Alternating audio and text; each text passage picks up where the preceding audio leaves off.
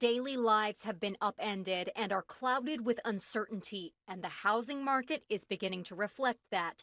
Zillow estimates home sales could be down over 40% nationwide compared to pre-pandemic times. Cedric Stewart with Keller Williams can attest to that. People have some additional free time, but not everybody is using that to purchase. However, the first quarter forecast from the National Association of Realtors shows an increase in home prices as well as fierce demand for inventory. Simply put, there aren't enough houses. There are people that are looking to make the move for various reasons, but sellers that are still kind of sitting back on the fence. Well, why would the prices go down? And because real estate isn't a leading indicator or rather a factor for this whole crisis, I really don't see the point at which those prices will start to fall in the way that people think it will benefit them.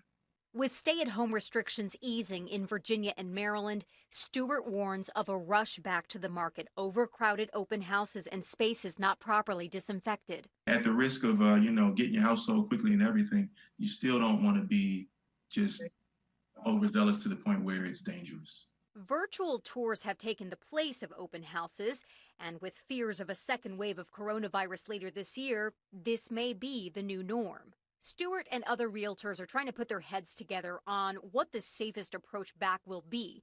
He says it may include showings for pre-qualified buyers only, appointment times spread out, masks, gloves, and hand sanitizer, of course.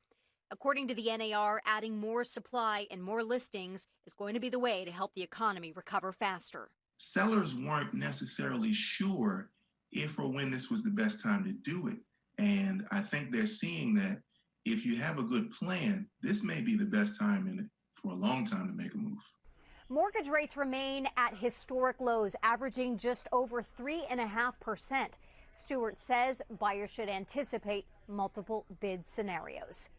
Back to you.